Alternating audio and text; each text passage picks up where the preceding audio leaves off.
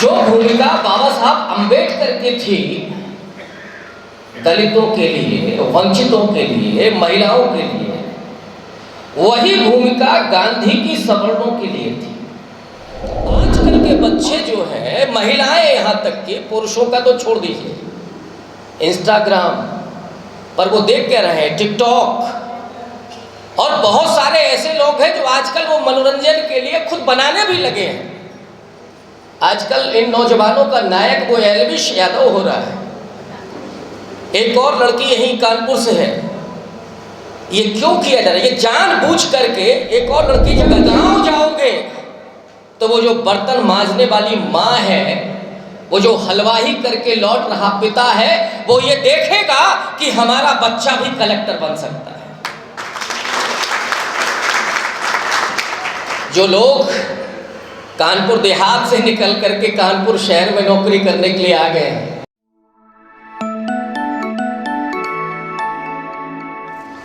दोस्तों, आज हमारे लिए बड़ा हर्ष का विषय है कि आज हम लोग वीरांगना झलकारी बाई की जयंती मना रहे हैं। और ये अवसर लगातार हम लोगों के बीच में आ रहे हैं कि हम इस देश में जो क्रांतिकारी परिवर्तन लाने वाले महापुरुष रहे हैं, उनको अनवरत याद कर रहे हैं। वैसे तो ये धरती पेरियार ललाई सिंह यादव और रामस्वरूप वर्मा की है, जिन्होंने तर्कशीलता के संदर्भ में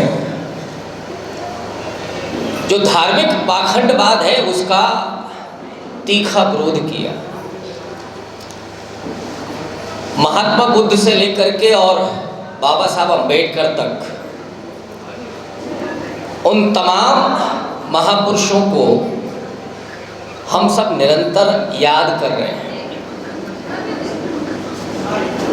और याद करते हुए ये भी चिंतन कर रहे हैं कि आज़ादी के 75 साल के बाद भी वो कौन सी परिस्थितियां हैं, ऐसा कौन सा परिवेश रहा है कि जिसने हमें अपने उस इतिहास को याद करने के लिए प्रेरित किया है जो वंचना और प्रताड़ना का इतिहास है। साथियों, सिर्फ इतना ही नहीं है, और हम अक्सर उस इतिहास को याद करते हैं जो पेशवाई दौर में रहा, या केरल के उस क्षेत्र में रहा कि जहां शूद्र महिलाओं को स्तन टैक्स देना पड़ता था। लेकिन उस इतिहास को कलमबद्ध नहीं किया गया जो हमारे शौर्य का इतिहास रहा है, जिसने इस देश में क्रांति की पूरी इबारत लिखी है, जिसने इस देश में समता, न्याय और बंधुत्व के लिए निरंतर प्रयास किया है। और उसमें उन महापुरुषों के नाम आजकल आप लगातार सुन रहे हैं। दरअसल आज़ादी के बाद जहां हम चले थे, और मैं आप लोगों से अपील करूंगा कि बाबा साहब अंबेडकर का एक भाषण है संविधान सभा का 25 नवंबर 1949 का, वो भाषण जरूर पढ़ें। और ये भाषण तब है जब संविधान सभा के आखिरी दिन है, वो 26 नवंबर को संविधान पारित होता है। उस भाषण में बाबा साहब अंबेडकर ने जिस बात को रेखांकित किया, करीब 300 लोगों के बीच में, और उनमें अधिकांश जो थे वो सवर्ण तबके के लोग थे, उसमें बाबा साहब ने जो दो टूक कहा कि अब ये जो वंचित दलित तबका है, वो जो तुम्हारी गुलामी का बोझा ढोते ढोते थक चुका है, अब वो सत्ता पाना चाहता है। और वो सत्ता इसलिए नहीं पाना चाहता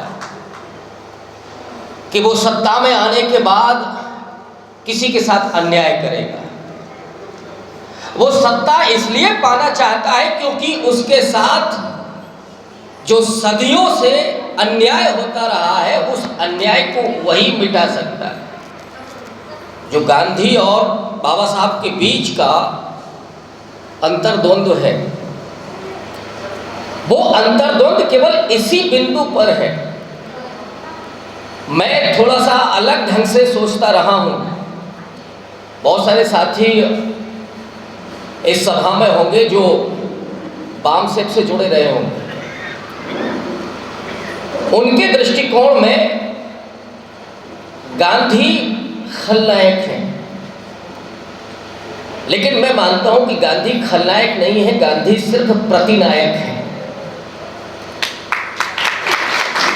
जो भूमिका बाबा साहब अंबेडकर की थी दलितों के लिए, वंचितों के लिए, महिलाओं के लिए, वही भूमिका गांधी की सवर्णों के लिए थी।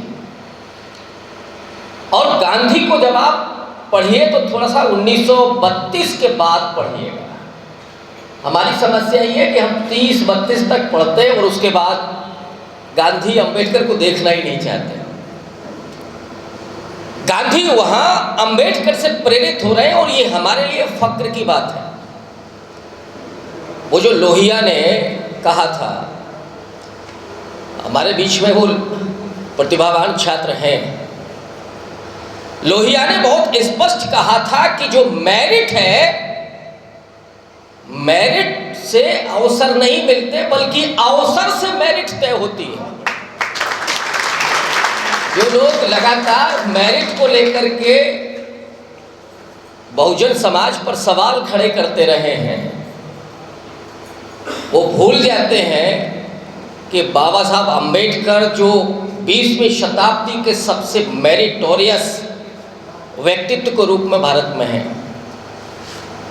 और सिर्फ भारत में ही नहीं, उस कोलंबिया यूनिवर्सिटी के अब तक के सबसे होनहार छात्र रहे हैं। लेकिन जब वो यहाँ पर पढ़ाई कर रहे हैं तो एक वक्त वो भी आता है जब वो पढ़ने से इनकार करते हैं,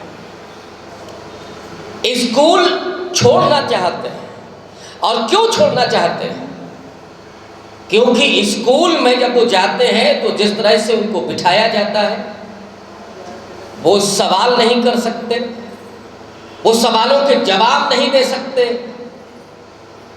एक बार ब्लैक बोर्ड पर लिखवाने के लिए कहा गया था, एक सवाल पूछा उनके अध्यापक ने,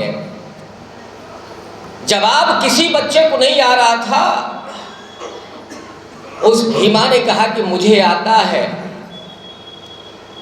लेकिन जब वो भीमा ब्लैक बोर्ड की तरफ जाता है तो सारे बच्चे खड़े हो जाते हैं और कहते हैं कि इस ब्लैक बोर्ड के पीछे मेरा खाने का टिफिन रखा हुआ है और ये वहां जाएगा तो मेरा खाना अशुद्ध हो जाएगा। उन परिस्थितियों में पढ़ने वाला वो अंबेडकर हाई स्कूल तक कैसे पढ़ाई करता है और किस डिग्री में पास होता है, आपको आश्चर्य होगा। उनके मार्क्स बहुत ज़्यादा नहीं थे, 40% के आसपास। मुझे लगता है 800 में शायद 442 या 1000 में 442, 40% के आसपास वो मार्क्स प्राप्त कर रहे हैं। और इसीलिए वो अरुण शौरी ने लिखा था कि वो 3rd डिविजनल थे। वही अंबेडकर जब इस देश की सीमाओं से बाहर निकल करके कोलंबिया विश्वविद्यालय और लंदन स्कूल ऑफ इकोनॉमिक्स में पढ़ते हैं तो प्रतिमान स्थापित करते हैं। और ये बात मैं इन छात्रों के लिए बता रहा हूं, और उन छूटे छात्रों के लिए है जिनके लिए अगले वर्ष ये मंच इंतजार करेगा कि जब अंबेडकर अपने समय को बचाते थे और किताब के भीतर ब्रेड पाव रख करके ले जाते थे, क्योंकि लाइब्रेरी में खाने की मनाही थी। तो लाइब्रेरियन से छिपा करके वो खा लेते थे। एक दिन लाइब्रेरियन ने देख लिया और उनको कहा कि यहाँ खाने की मनाही है, क्यों खाते हो? तो उन्होंने बताया कि मैं अपना समय बचाना चाहता हूँ। कहा कि आप यहाँ नहीं खा सकते हैं। दूसरे दिन से अंबेडकर ने वो बड़ा पाव खाना भी बंद कर दिया, केवल पढ़ाई के लिए, समय बचाने के लिए। हम क्या करते हैं, हमारे बीच में माताएं बहनें भी हैं। आजकल एक नया शगल पैदा किया गया है, इसकी तरफ इशारा किया था जितेंद्र जी ने, और मुझे बड़ा अच्छा लगा कि जिस ढंग से वो सोचते हैं और जिस काम को कर रहे हैं और उसी में जो नकारात्मक चीज़ें हैं उनको भी पहचान रहे हैं। आजकल के बच्चे जो हैं, महिलाएं यहाँ तक कि, पुरुषों का तो छोड़ दीजिए, इंस्टाग्राम पर वो देख क्या रहे हैं, टिकटॉक, और बहुत सारे ऐसे लोग हैं जो आजकल वो मनोरंजन के लिए खुद बनाने भी लगे हैं। आजकल इन नौजवानों का नायक वो एल्विश यादव हो रहा है। एक और लड़की यहीं कानपुर से है। ये क्यों किया जा रहा है? ये जानबूझ करके, एक और लड़की जो गाजियाबाद की थी जिसको कांग्रेस ने टिकट दिया था, उसको भी वहां विजेता घोषित किया गया था। ये नायक क्यों निकल के आ रहे हैं, जरा ध्यान दीजिएगा, ताकि ये समाज, इस समाज के नौजवान पीढ़ी भटक जाए और इनमें भी अपना नायकत्व खोजने लगे। वो अंबेडकर को भूल जाए, वो लोहिया को भूल जाए, वो रामस्वरूप वर्मा को भूल जाए, वो वीरांगना झलकारी बाई को भूल जाए, उदा देवी पासी को न पढ़ पाए और सावित्री बाई फूले को तो कतई न पढ़े। ये इसके लिए भटकाया जा रहा है। वही माध्यम आपके बहुत काम का है। आप उस पर इन्हीं नायकों के बारे में पढ़ सकते हैं। आज के जो राजनीतिक हालात हैं उस पर वो भी पढ़ सकते हैं। आप सुनिए, कभी न्यूज़ पर रिपोर्टिंग देखिए, लेकिन वो जो गाने, डांस, ये सब आता है, इसको जरा छोड़िए। वो सास बहू के सीरियल भी छोड़िए और देखिए वो डॉक्टर अंबेडकर का सीरियल। समय को कैसे मैनेज किया जाता है, कैसे बांधा जाता है, ये बहुत ज़रूरी है, क्योंकि हमारे पास पीढ़ी बदलने के लिए अब उतना वक्त नहीं है। तो अंबेडकर अपना वो समय बचा रहे थे, और वही अंबेडकर, मैं टुकड़ों टुकड़ों में ही बात करूंगा, और बाबा साहब अंबेडकर की बात मैं इसलिए कर रहा हूं कि वो व्यक्तित्व है जिसमें इन तमाम संतों, महापुरुषों का अक्स है। और आज भारत में ही नहीं, पूरी दुनिया में डॉक्टर अंबेडकर 21वीं शताब्दी के महानायक के रूप में उभरे। हम इस पर गर्व कर सकते हैं कि वो इस समाज में पैदा हुए। वो अंबेडकर क्या नौजवान पीढ़ी के बारे में सोच रहे हैं, समाज के बारे में क्या सोच रहे हैं? वो चाहते तो बड़ी से बड़ी नौकरी मिल सकती थी। जो एसडीएम की पोस्ट होती है वो तो उनको मिली भी थी, प्रोफेसर भी हुए, लेकिन यहाँ पर वो रुकते नहीं हैं। उन्होंने कॉलेज भी खोले थे।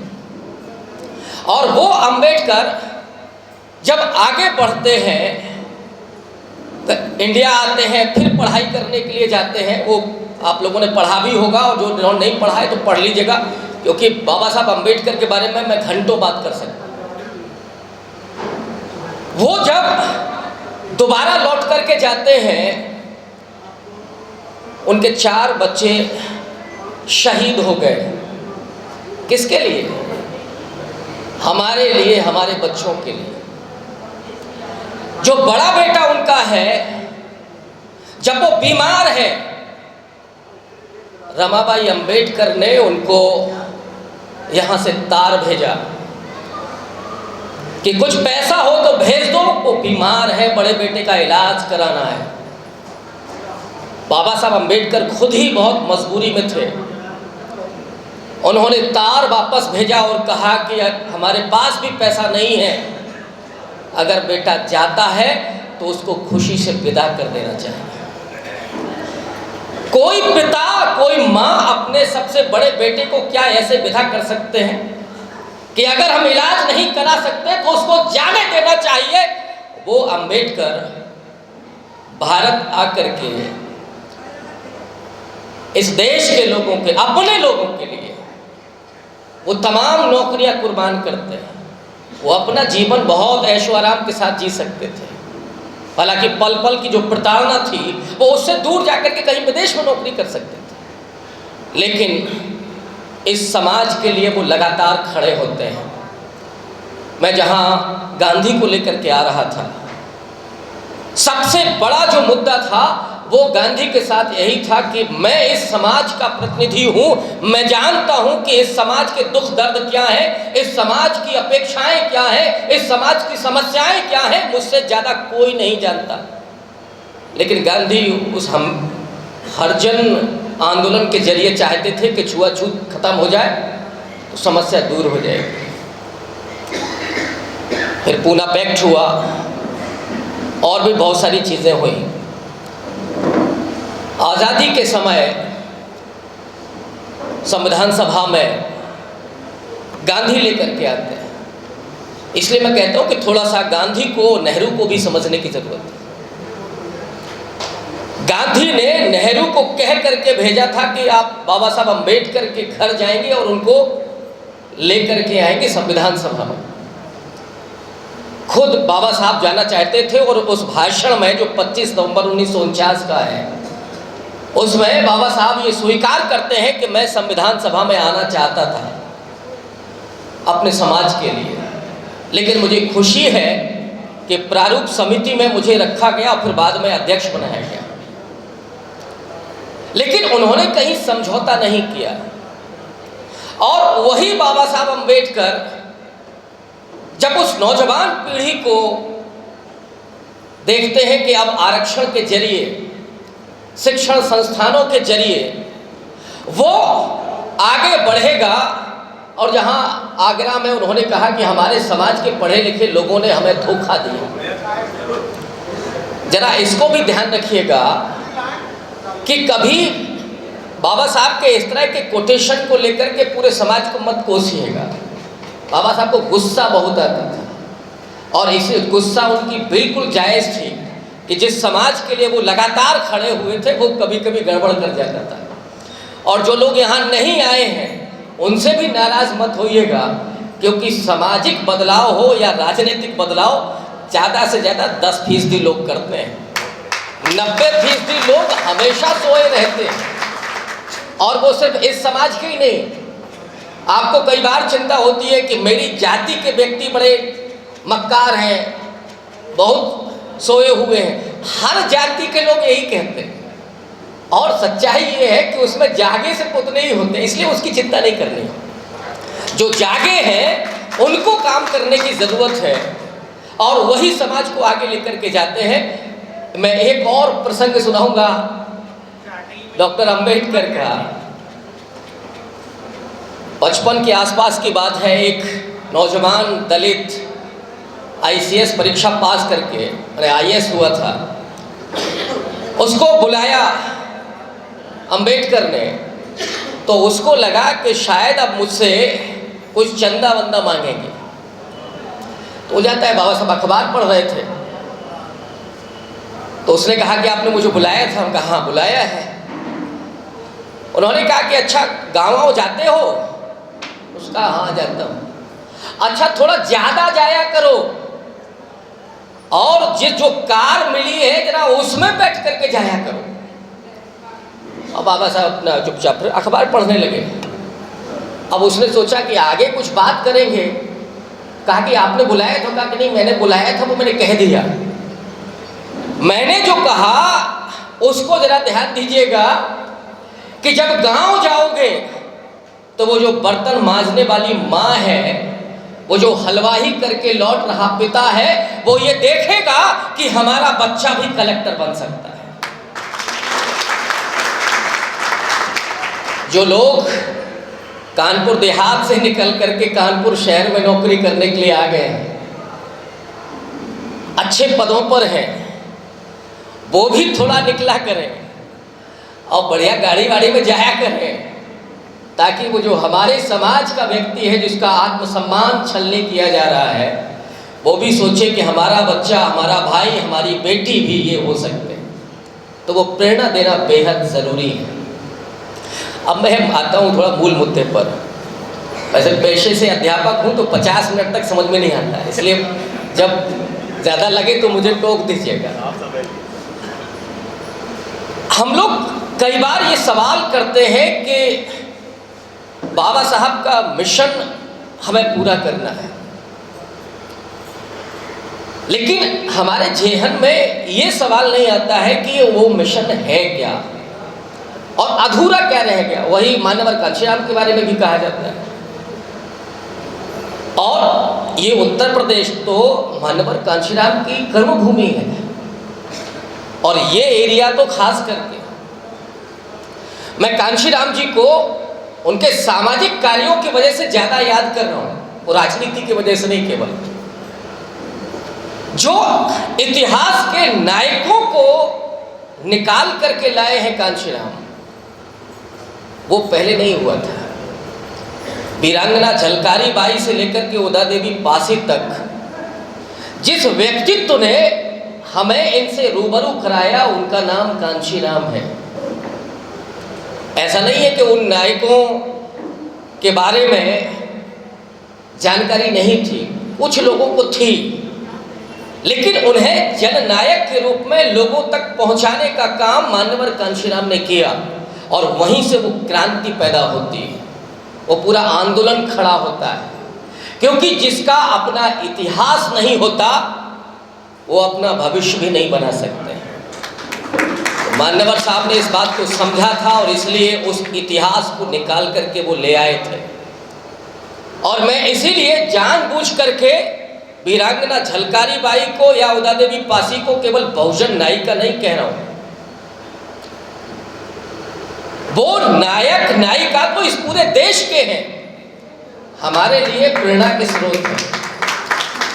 और जब हम केवल बहुजन नायक कहते हैं तो शायद सीमित करते हैं। मैं शायद लगा रहा हूं, इस पर विचार किया जाना चाहिए। नायक हो गया, वो सबके नायक हैं, लेकिन प्रेरणा वो हमारी है। जैसे लक्ष्मीबाई का तो इतिहास लिखा गया, लेकिन झलकारी बाई का सिर्फ एक जिक्र करके छोड़ दिया गया। कुछ अंग्रेजों की डायरी में वो नाम मिलता है, और झलकारी बाई पर पहली बार एक कार्यक्रम लंदन में होता है, भारत में नहीं होता है पहली बार। और उसके बाद भारत में वो चेतना शुरू होती है। तो ये तो इतिहास के वो प्रसंग हैं। और जब हमको ज़रूरत हुई तो हमने उन नायकों की तलाश की कि जो अपना स्थान उन्होंने स्थापित किया और उस वक्त में उन्होंने वो काम किया जो आज हमारे लिए प्रेरणा देता है। तो मिशन क्या है असली, जिसको हम लोगों ने कहा कि वो अधूरा है? दरअसल जो 50 के बाद की धारा है उसको आप देखिएगा, बाबा साहब ने 3 बड़े काम किए। पहला काम, उन्होंने बुद्धिस्ट सोसाइटी ऑफ इंडिया बनाई। दूसरा, उन्होंने बौद्ध धर्म ग्रहण किया। और तीसरा, एक राजनीतिक दल बनाया, बाद में आरपीआई। अब हुआ ये कि जैसे ही लोकतंत्र बना और राजनीतिक चेतना पैदा हुई, तो हमने केवल पार्लियामेंट और विधानसभाओं की तरफ का रुख किया। जो लोग राजनीतिक नेतृत्व करते हैं, जो करना चाहते हैं, उनकी बेहद ज़रूरत है। लेकिन जो लोग नौकरी में हैं, जो लोग और दूसरे कामों में हैं, जिनकी राजनीतिक आकांक्षा नहीं है, वो उसी राजनीतिक मिशन के साथ गए, लेकिन उन्होंने वो 2 असली जो मिशन थे उनको भुला दिया। एक तो बुद्धिस्ट सोसाइटी ऑफ इंडिया, जिसमें डॉक्टर अंबेडकर ने 2 बड़े मिशन की बात की थी कि हमें एजुकेशन के लिए काम करना है और हेल्थ के लिए काम करना है। अंबेडकर ने स्कूल खोले, कॉलेज खोले, अस्पताल खोले और इसके लिए उन्होंने अपनी पीढ़ी को तैयार करने की कोशिश की थी, लेकिन इसको छोड़ दिया गया। और बुद्धिज्म को भी उस एक धर्मांतरण के बाद केवल वो महाराष्ट्र तक सीमित रहा। और यही वजह है कि उत्तर प्रदेश में वो राजनीतिक शक्ति बनने के बावजूद आज हालात ये हो गए कि जो प्रतिक्रियावादी ताकतें थीं, जो प्रतिक्रांति की ताकतें थीं, वो आज सत्ता में पहुंच गए और आपका सारा मिशन, सारा मूवमेंट खत्म हो गया। अब हालात ये है कि आप देखते हैं कि हम कब सत्ता में आएंगे। सत्ता में केवल ऐसे नहीं आते हैं। अगर आपको राजनीतिक सत्ता प्राप्त करनी है, जो वो बाबा साहब अंबेडकर ने अपने भाषण में कहा था, जो मान्यवर कांशीराम जिसको गुरु किल्ली कहते हैं, अगर आपको वो राजनीतिक सत्ता प्राप्त करनी है और लंबे समय तक उसको चलाए रखना है, तो फिर आपको सांस्कृतिक सत्ता स्थापित करनी पड़ेगी। उस सांस्कृतिक सत्ता के लिए जिसके अपने मूल्य नहीं होते, जिसकी अपनी जीवन शैली नहीं होती, जिसके अपनी परंपराएं नहीं होती, जिसकी अपनी आस्था नहीं होती, वो कभी सांस्कृतिक सत्ता स्थापित नहीं कर सकता, वो कभी समाज में वर्चस्व स्थापित नहीं कर सकता, वो केवल पिछलग्गू बन के रहेगा। मायावती को भी वही करना पड़ा कि सतीश मिश्रा से सलाह लेनी पड़ी और लुटिया डूब गई पूरी। जरूरत इस बात की है कि हम वो सांस्कृतिक सत्ता स्थापित करें और उसके लिए कबीर साहब का संदेश हो या बुद्ध का पूरा वो मार्ग, बाबा साहब अंबेडकर का दिया हुआ वो दर्शन, इसके जरिए ही वो सांस्कृतिक सत्ता स्थापित हो सकती है। और पिछले 10 साल में जो हालात हुए, जिसमें हिंदुत्व का वो पूरा आक्रमण हुआ, और वो आक्रमण कितना बीभत्स था, इन ताकतों को शायद हम भूल गए थे कि जो आज शर्म नहीं करते किसी आदिवासी के मुंह पर पेशाब करने में, जो दलितों के ऊपर लाठियां बरसाते हैं, मूंछ काट लेते हैं, पेशाब पिलाते हैं, शादी करता है तो घोड़े पर नहीं चढ़ने देते हैं, ये हालात आज की तारीख में पूरे देश में हो गए। क्यों हुए? अंबेडकर सिर्फ एक राजनेता नहीं है, अंबेडकर सिर्फ एक सामाजिक सुधारक नहीं है, अंबेडकर एक स्वप्नजीवी भी है, स्वप्नदर्शी भी है, दार्शनिक भी है। और उन्होंने उस वक्त ये समझ लिया था कि जो हिंदू महासभा है, जो आरएसएस है, इसे अगर नहीं रोका गया तो ये आगे चल करके फिर से इस देश में उसी सत्ता को स्थापित करेंगे। और उसके लिए एक समानांतर विकल्प देना ये जरूरी था। अंबेडकर ने कब अपने समाज से वादा किया था? 1935 में कि मैं हिंदू होकर के पैदा तो हुआ हूं, लेकिन हिंदू होकर के मरूंगा नहीं। 21 साल तक उन्होंने इंतजार किया, चिंतन किया कि वो किस धर्म में जाएं, लेकिन वो बौद्ध धर्म को स्वीकार करते हैं और बौद्ध धर्म को स्वीकार करने के बहुत सारे कारण हैं, मैं उसमें नहीं जाऊंगा। लेकिन आज जो राजनीतिक सामाजिक परिस्थितियां हैं, उसके अनुसार मुझे लगता है कि डॉक्टर अंबेडकर ने उस समय उस सपोले को देख लिया था कि ये आगे चल करके इसको कोबरा बनना है, तो इसके लिए ज़रूरत है कि हम बुद्धिज्म को आगे करें। उन्होंने आपके हाथ में एक विकल्प दिया था, लेकिन वो सिर्फ महाराष्ट्र तक सीमित रहा। कांशीराम ने भी राजनीतिक सत्ता के लिए तो प्रयास किया, लेकिन उस सांस्कृतिक सत्ता के लिए प्रयास नहीं किया। ये था मिशन। उस काम की तरफ बढ़ने की जरूरत है। हिंदू होना, आप आस्थावादी मनुष्य होता ही है, उसकी आस्था भगवान में भी हो सकती है, ईश्वर में भी हो सकती है, अंबेडकर में भी हो सकती है, उसकी बुनियाद में है, उसकी आत्मा में है। और अगर उस आस्था के लिए आप सही दिशा और सही विकल्प दे देंगे तो वो उस राह पर चल निकलेगा। ये जो आज हो रहा है, पहले रामलीला देखने के लिए जाते थे, अब कम से कम डॉक्टर अंबेडकर पर भाषण सुनने के लिए आते हैं, माता वीरांगना झलकारी बाई की जयंती मनाने के लिए आते हैं। ये उत्सव है ना आपके लिए, मनुष्य उत्सव जीवी भी है। तो उसके लिए जो विकल्प इस समय निकल करके आ रहा है, पिछले 10 साल में जो चर्निंग है समाज के भीतर, जिसको लोग बहुत हल्के में ले रहे हैं। मैंने उत्तर प्रदेश से लेकर के महाराष्ट्र और पंजाब तक देखा है कि ये चर्निंग बहुत तेजी से चल रही है समाज के भीतर ही भीतर। बुद्धिज्म को लेकर के, बहुजन न्याय को लेकर के बहुत तेजी से चेतना का विकास हो रहा है। हालांकि जो प्रतिक्रांति ताकतें हैं वो उतना ही तेजी से उस पर अटैक भी कर रही हैं। मैं समझता हूं कि ये जो चर्निंग है आज की, उसे कोई माई का लाल अब रोक नहीं सकता। मैं एक विद्यार्थी के तौर पर इस समाज की गति को जब देखता हूं तो मुझे लगता है कि 2050 तक इस देश में ये बहुजन राज करेगा, सिर्फ राजनीतिक सत्ता में नहीं बल्कि सांस्कृतिक सत्ता के रूप में। ये समाज की गति है। अब इस गति को आप कितना और तीव्र करना चाहते हैं, ये आपके ऊपर निर्भर करता है। आप वो काम 2045 में भी कर सकते हैं।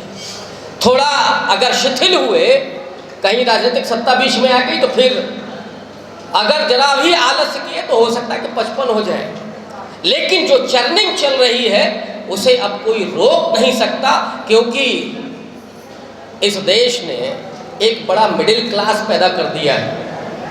डॉक्टर अंबेडकर के प्रयत्नों से, संविधान के वजह से, लोकतंत्र की वजह से, और आज उस मिडिल क्लास का हर तीसरा चौथा व्यक्ति, मैं नहीं कह रहा हूं कि सारे लोग, हर तीसरा चौथा व्यक्ति इस मिशन और मूवमेंट के साथ अपने समाज की चिंता को लेकर के चिंतन कर रहा है, और वो समाज को आगे ले जाने में कदम 2 कदम 10 कदम अपनी भूमिका अदा कर रहा है। और इसीलिए मैं आपको ये कह रहा हूं कि ये डेडलाइन है, 2050 तक आप राज करेंगे इस देश पर, सिर्फ राजनीतिक सत्ता के रूप में नहीं बल्कि सांस्कृतिक सत्ता के रूप में। अब इस समय को आप मुट्ठी में कैद करते हैं या छोड़ देते हैं, ये आप पर निर्भर करता है। आप इस चर्निंग में साथ होते हैं या दूर जाते हैं, ये आप पर निर्भर है। ये आपको तय करना है कि हम इस समय के रथ पर सवार होंगे या केवल आराम करेंगे। वो जो 90% कर रहे हैं, उनको भी थोड़ा सा उसमें से 10% और निकाल के ले आइए। आरएसएस कहती है कि हम 4% लोगों पर सत्ता कर सकते हैं और आप 10% पे नहीं कर सकते। आपका 10% जाग रहा है, बखूबी जाग रहा है, उसको बस जोड़ने की ज़रूरत है।